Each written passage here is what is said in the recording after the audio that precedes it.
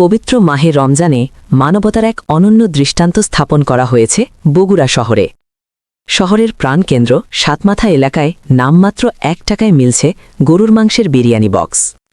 প্রতিদিন প্রায় ১৫ কেজি চাল ও ৩০ কেজি গরুর মাংস দিয়ে প্রস্তুত করা হচ্ছে ইফতারের বিরিয়ানি।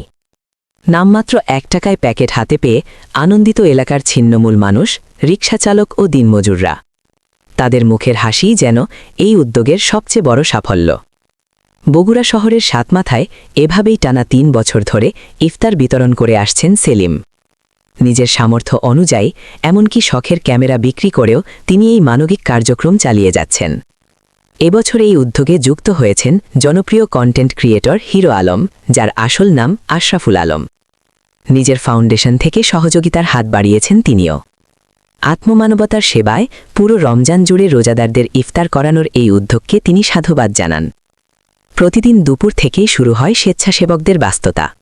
রান্না, প্যাকেট প্রস্তুত ও সুশৃঙ্খলভাবে বিতরণ সবকিছুই সম্পন্ন করা হয় পরিকল্পনা অনুযায়ী। সেলিমের এই উদ্যোগ যেন দেশে প্রতিটি তরুণ হৃদয় ধারণ করে। ধনী গরিব ভেদাভেদ ভুলে হাতে হাত ও কাঁধে কাঁধ মিলিয়ে মানবতার সেবায় এগিয়ে আসুক সবাই, এমনটাই প্রত্যাশা স্থানীয়দের।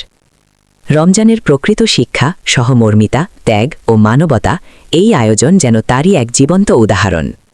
এমন মানবিক ও ইতিবাচক সংবাদ পেতে আমাদের চ্যানেল সাইনিপ্লেক্স 24 সাবস্ক্রাইব করুন, লাইক ও শেয়ার করতে ভুলবেন না।